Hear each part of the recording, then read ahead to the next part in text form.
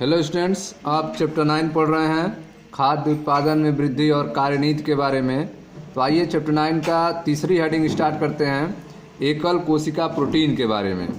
ठीक है, तो एकल कोशिका प्रोटीन, सिंगल सेल प्रोटीन या सीपी के बारे में तो ध्यान से आप समझें। धान्यों, दलहनों, सब्जियों, फलों आदि के पारंपरिक कृषि उत्पादन से, ठीक है, जो पारंपरिक तरीके से कृषि उत्पादन हो रहा है धान्य का, दलहन, सब्जी, फल का, मनुष्यों तथा पशुओं की संख्या जिस दर से बढ़ रही है, आहार संबंधी उसकी मांग पूरी नहीं हो पाती है। ठीक है, तो आप देख रहे हैं कि मनुष्य और पशु की संख्या जो है जिस रफ्तार से बढ़ रही है, उनके जो भोजन की आवश्यकताएं हैं वह पारंपरिक कृषि से पूरी नहीं हो पा रही हैं। जो भी धान्य, दलहन, सब्जी, फल आदि की पारंपरिक तरीके से जो कृषि हो रही है, उससे मनुष्य और पशुओं की संख्या जिस दर से बढ़ रही है, उनकी आहार संबंधी मांग पूरी नहीं हो पाती है। ठीक है, अनाज से मांसाहार की ओर झुकने से भी धान्यों की मांग बढ़ गई है। ठीक है, तो आप देख रहे हैं कि लोग जो है अनाज से मांसाहार की तरफ झुक रहे हैं। अगर अनाज को छोड़कर लोग मांसाहार खाने लगें तो इससे जो है धान्यों की मांग फिर बढ़ जाएगी। क्यों बढ़ जाएगी? क्योंकि पशुओं के फार्मिंग अर्थात रख रखाव के दौरान 1 किलोग्राम मांस उत्पन्न करने के लिए उसे 3 से 10 किलोग्राम धान्य की आवश्यकता होती है। ठीक है, तो गेहूं, चावल जो भी धान्य फसल हैं, वह जब 3 से 10 किलोग्राम तक उसका सेवन करेंगे तो उनके शरीर में 1 किलोग्राम मांस तैयार होगा। ठीक है, तो इस तरह से अगर जो है अनाजों से लोग मांसाहार की ओर झुकेंगे, तब भी आप देख रहे हैं कि धान्य की कमी होने लगेगी, क्योंकि मांस को तैयार करने में पशु जो है ज़्यादा धान का यूज कर रहा है।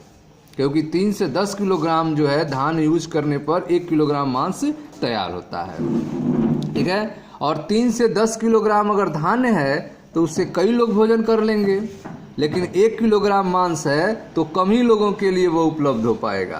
तो इस तरह से एक समस्या उत्पन्न हो जाएगी धान्यों की। और आपको पता है कि 25% से भी अधिक मानव की जनसंख्या भूख तथा कुपोषण का शिकार है। ठीक है, तो 25% से अधिक जो मानव का पॉपुलेशन है, जनसंख्या है, वह भूख और कुपोषण का शिकार है। ठीक है, तो उनकी आवश्यकताओं को पूर्ति किया जाए या फिर मांसाहार की आवश्यकताओं को पूर्ति किया जाए, इन सब चीज़ें जो हैं विचार का विषय था। इसके लिए वैज्ञानिकों ने एक नया तरीका निकाला एकल कोशिका प्रोटीन के बारे में। देखें ध्यान से, पशु तथा मानव पोषण के लिए प्रोटीन के वैकल्पिक स्रोतों में से, ठीक है, लोग जो हैं मांसाहार खा रहे हैं। क्यों? प्रोटीन के लिए।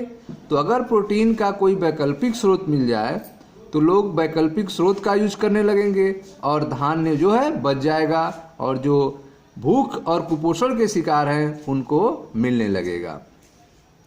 पशु तथा मानव पोषण के लिए प्रोटीन के वैकल्पिक स्रोतों में से एक एकल कोशिका प्रोटीन है। ठीक है, STP, सिंगल सेल प्रोटीन। ठीक है, तो आप देख रहे हैं कि जो पशु और मानव पोषण के लिए प्रोटीन का वैकल्पिक स्रोत क्या है, तो वैकल्पिक स्रोत है आपका एकल कोशिका प्रोटीन।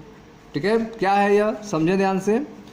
सूक्ष्म जीवों का प्रोटीन के अच्छे स्रोत के रूप में बड़े पैमाने पर उत्पादन किया जा रहा है।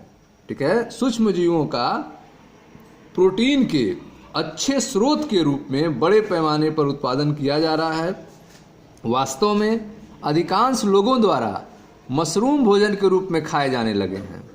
ठीक है, तो आप देख रहे हैं कि प्रोटीन के लिए जो मांसाहार नहीं है, ठीक है, वे लोग जो हैं मशरूम का यूज कर रहे हैं, क्योंकि उनसे प्रोटीन की आवश्यकता हो जाती है। अतः बड़े पैमाने पर मशरूम संवर्धन एक प्रकार का बढ़ता हुआ उद्योग है। ठीक है, क्योंकि लोग मशरूम का यूज प्रोटीन के लिए कर रहे हैं, तो यह एक बड़े पैमाने पर मशरूम संवर्धन जो है एक प्रकार का बढ़ता हुआ उद्योग है, जिससे अब विश्वास सा होने लगा है कि सूक्ष्म जीव भी आहार के रूप में स्वीकार्य हो जाएंगे। लोग जो है सूक्ष्म जीवों का यूज जो भी लोग प्रोटीन के लिए करने लगेंगे।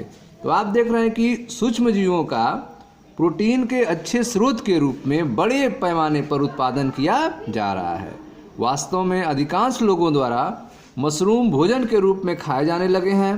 अतः बड़े पैमाने पर मशरूम संवर्धन एक प्रकार का बढ़ता हुआ उद्योग है, जिससे अब विश्वास सा होने लगा है कि सूक्ष्म जीव भी आहार के रूप में स्वीकार्य हो जाएंगे। लोग सूक्ष्म जीव का भी यूज करने लगेंगे प्रोटीन के रूप में। सूक्ष्म जीव जैसे स्पाइरुलिना, ठीक है, सूक्ष्म जीव का अगर उदाहरण पूछा जाए तो इसमें क्या आप कहेंगे, बताएंगे स्पाइरुलिना, जो क्या है, एक सूक्ष्म जीव है। स्पाइरुलिना को आलू संसाधन संयंत्र जिसमें स्टार्च है, ठीक है, घास फूस, सीरा, पशु खाद और यहाँ तक कि वाहित मल पर भी आसानी से उगाया जा सकता है, ठीक है। तो आप देख रहे हैं कि स्पाइरुलिना को जो है, आप एक सूक्ष्म जीव का उदाहरण है स्पाइरुलिना, जिसको आप आसानी से आलू संसाधन संयंत्र जिसमें स्टार्च हो उस पर उगा सकते हैं, घास फूस, सीरा, पशु खाद, यहाँ तक कि वाहित मल पर भी उसे आसानी से उगाया जा सकता है, ठीक है, ताकि बड़ी मात्रा में यह प्राप्त हो सके और लोगों की प्रोटीन की आवश्यकता जो है इन सूक्ष्म जीवों से किया जा सके। देखें यहाँ ध्यान से, स्पाइरुलिना होता क्या है। स्पाइरुलिना में प्रोटीन, खनिज, वसा, कार्बोहाइड्रेट तथा विटामिन की प्रचुर मात्रा उपस्थित होती है। स्पाइरुलिना जो है सूक्ष्म जीव के अंतर्गत आता है और इसको आलू संसाधन संयंत्र, घास फूस, सीरा, पशु खाद, यहाँ तक कि वाहित मल पर भी आसानी से उगाया जा सकता है, ठीक है, ताकि यह बड़ी मात्रा में प्राप्त हो सके। स्पाइरुलिना में प्रोटीन, खनिज, वसा, कार्बोहाइड्रेट तथा विटामिनों की प्रचुर मात्रा उपस्थित होती है, ठीक है। संयोग से इसका उपयोग पर्यावरणीय प्रदूषण को भी कम करता है, ठीक है। तो आप देख रहे हैं कि संयोग से यह प्रदूषण को भी कम करने में उपयोगी होता है, ठीक है। गणना की गई है कि प्रतिदिन 250 किलोग्राम वाली गाय, ठीक है, अगर कोई गाय है उसका वजन कितना है, 250 किलोग्राम है, पर डे की बात हो रही है। गाय 200 ग्राम प्रोटीन पैदा करती है, ठीक है। तो अगर जो है 250 किलोग्राम वाली गाय पर डे 200 ग्राम प्रोटीन पैदा करती है, अगर इतने ही समय में, ठीक है, इतने ही समय में 250 ग्राम सूक्ष्म जीव हो, कितने सूक्ष्म जीव हो, 250 ग्राम केवल सूक्ष्म जीव हो, जैसे कि मिथाइलोफिलस मिथाइलोट्रोपस, मिथाइलोट्रोपस, इनकी वृद्धि तथा बायोमास उत्पादन की उच्च दर से संभावित 25 टन तक प्रोटीन उत्पन्न कर सकते हैं, ठीक है।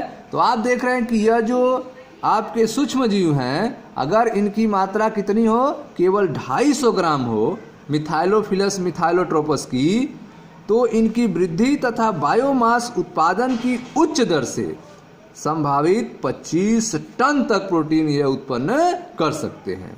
जितने समय में 250 किलोग्राम वाली गाय केवल 200 ग्राम प्रोटीन पैदा करती है, ठीक उतने ही समय में 250 ग्राम का सूक्ष्म जीव जो है वह 25 टन तक प्रोटीन उत्पन्न कर सकता है, ठीक है। तो इसलिए लोग जो है अब सूक्ष्म जीव का यूज प्रोटीन उत्पादन में कर रहे हैं, जिसे आप सिंगल सेल प्रोटीन कह सकते हैं, ठीक है, एकल कोशिका प्रोटीन कह सकते हैं। Okay students, thank you.